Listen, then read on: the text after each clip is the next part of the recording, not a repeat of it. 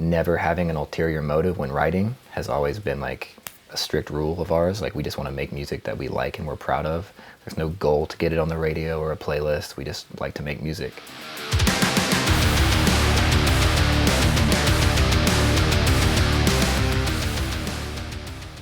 Hi, I'm Alia, and I'm here with Noah from Bad Omens for Enemies in Conversation series. Hi, how are you? Good. So we're here in London, where you just played 3 sold-out shows in the Dome. How have they been? They were great. They were a lot of fun. It's always nice to come back to those more like intimate settings with the live show and playing like the smaller venues. Last time we played there, I remember it felt so much bigger to me at the time because we just, I guess, we're a smaller band. But yeah, it was a lot of fun, and there's definitely still a lot of demand in London for us. It seems like. How has it been like seeing like the live reaction to the album? Very rewarding. It's my personal opinion that this is our best record we've made, and I feel like that's honestly an objective opinion at this point because we've clearly had the most success from it, and that's rewarding, like I said, because we put a lot into it, and it's my favorite to perform live, and it's the favorite thing I've written. It's just nice to see that like my taste is like shared amongst our fans in the rock and alternative community, and like people also kind of get what we're going for. And with the song like The Death of Peace of Mind, which you made like early pandemic using sounds you recorded around your own house, what was it like translating that to like a live setting? It was kind of challenging at first because there's so much electronic production and like so little, full band like live bass and live guitar involvement until like the second chorus. But we found ways to like make it feel natural and not awkward. Like for a while we opened the set with it, so it would just be me on stage, and then Folio would come out and start his drum part, and they would walk out, and it would feel kind of like each person has their own entrance. So now we're playing it as the first encore song, so it has that same effect. So it's not like in the middle of the set and like kind of weird for everyone to just disappear for 2 minutes but me. And then obviously Just Pretend has had like a huge viral moment on TikTok. What do you think is like getting people to like resonate so strongly with that song?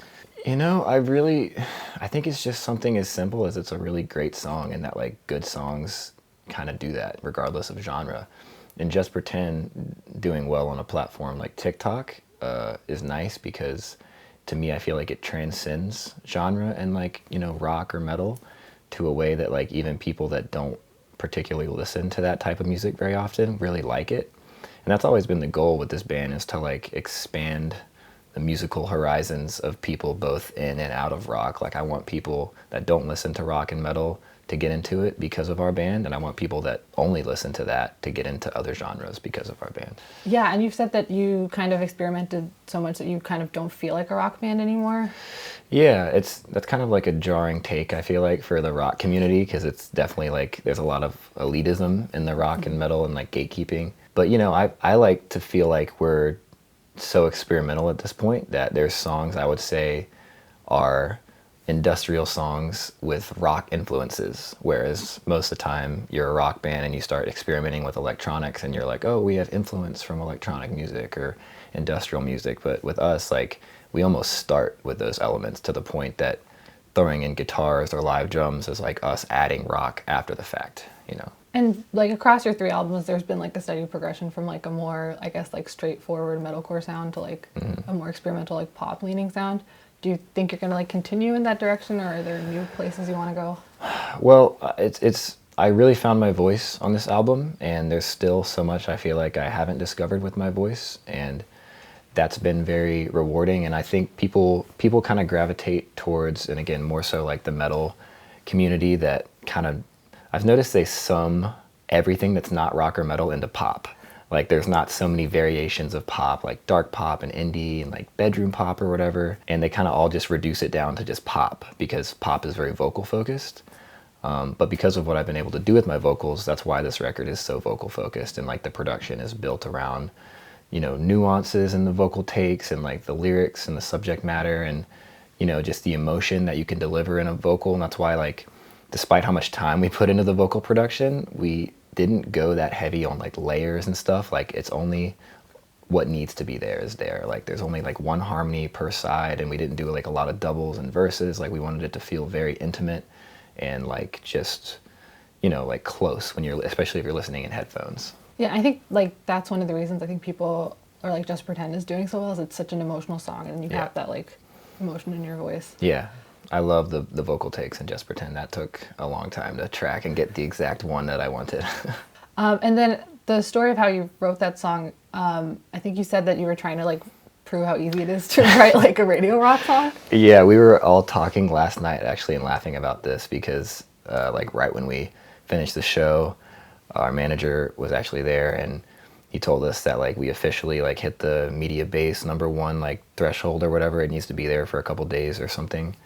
And we were just joking about how like, because I wrote that song in January 2019. Oh, wow. And at the time I was like frustrated with like people in my ear talking about like, oh, you need to focus on radio and you need to do octane and this and that. Never having an ulterior motive when writing has always been like a strict rule of ours. Like we just want to make music that we like and we're proud of.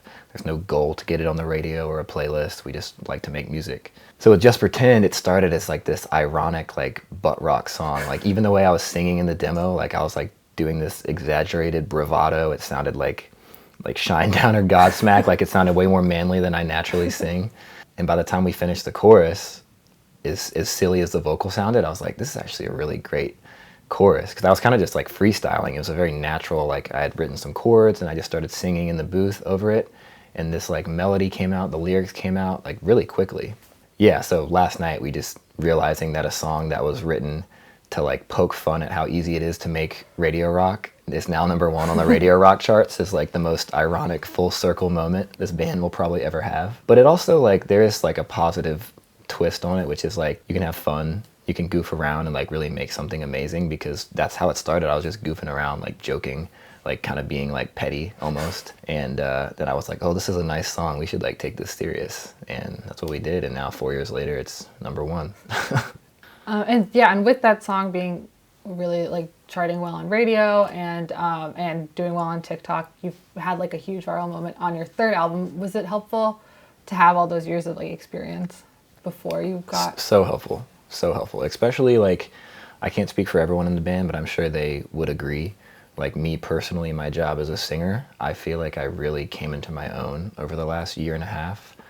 And that was a combination of like, during the pandemic, really wanting to improve my voice, because I'm always like very hypercritical of myself, and like a combination of that and like getting in better shape and like being healthier, sleeping better, eating better, and just, you know, really taking the job more serious than I feel like a lot of my peers were, which is maybe why for so long I was like more lax about it, because I felt like everyone around me was really lax. And you know, it's rock music, so it's like it's got an edge, and it's like it's inherent with, you know, partying and staying up late and like drinking and stuff. And you know, when I kind of just started treating it more like a job, especially my body as like a singer, like my instrument is my voice, you know. So like if I get sick or something, there's really not much I can do. I can try to force my way through it, but it's not, you know, it's not like you could still tune a bass guitar if your throat hurts, you know, and it'll still be in tune. So yeah, I think it's just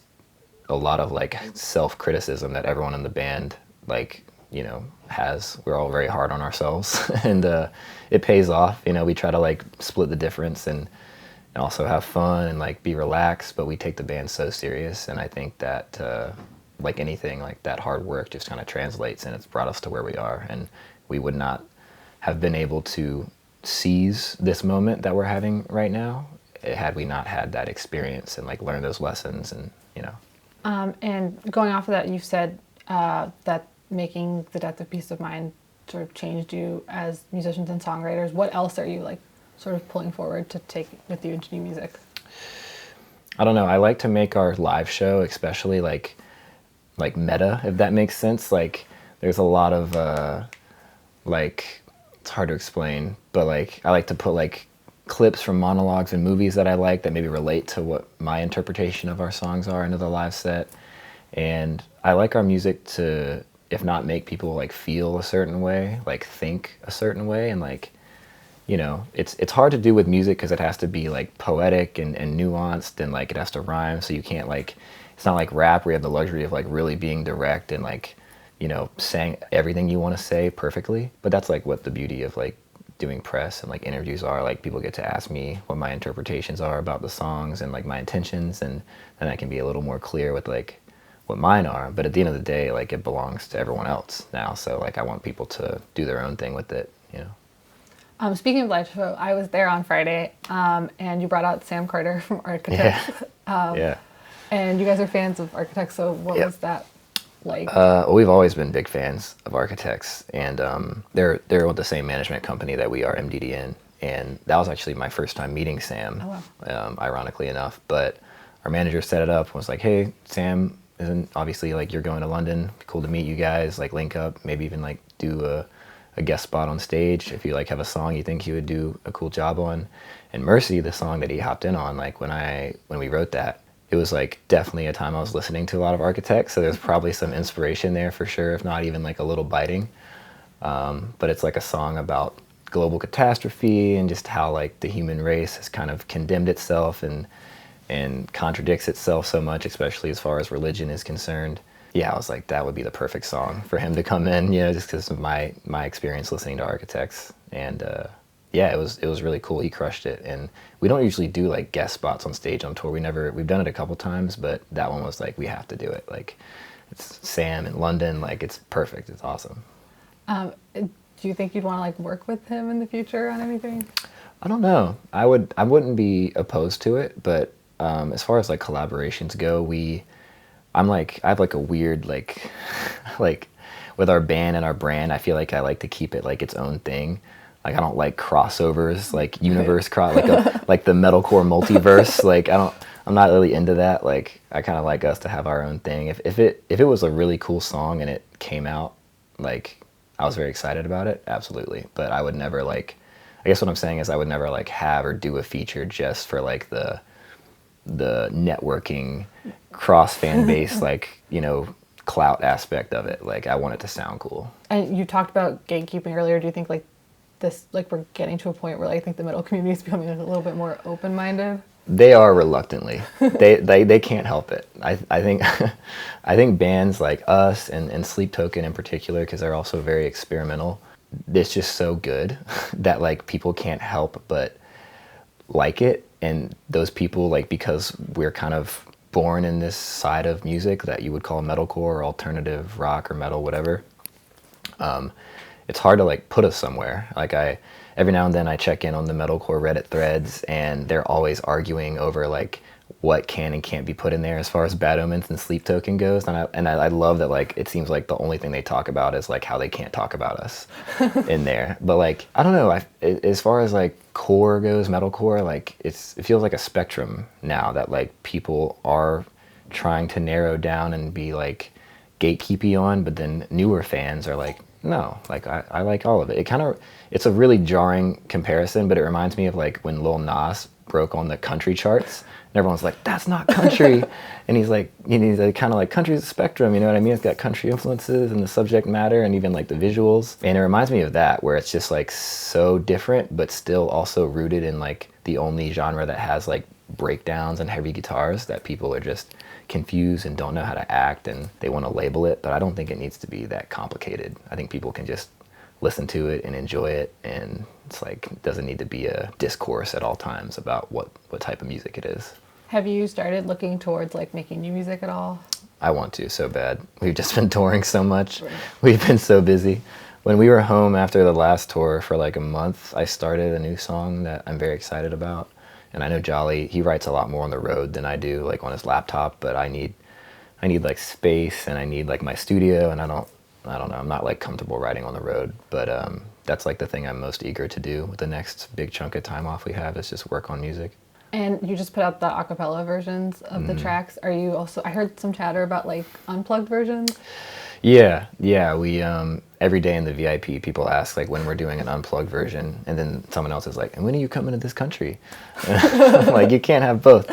Like, especially like, because me and Jolly, we produce everything, and yeah, I really want to. Like, the songs are already experimental and fun, but there's so many more places I think they can go. Like, I want to do orchestral versions. I want to do like stripped down, like, you know, clean guitar versions. I want to do like, have some people do remixes of like industrial versions of songs that make them even more industrial.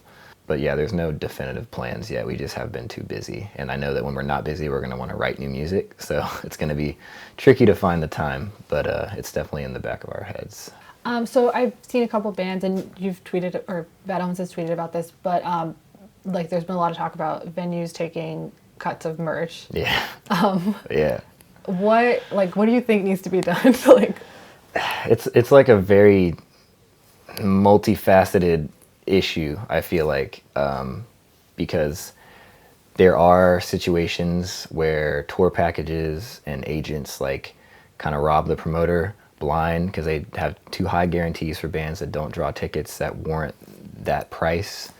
As a result of that habit or that malpractice, then bands that are doing well or are generating enough income for everyone to eat well are getting screwed over by the same like copy and paste politics, so to speak, in my opinion. And yeah, when it comes to merch rate, that's no different. Like for us, like I've only been more vocal about it recently because it's like a retrospective thing, like seeing as when we were a smaller band, how hard it was for us to make money. Like up until like the last year, we weren't really making money after tour. We were making like just enough to survive and eat.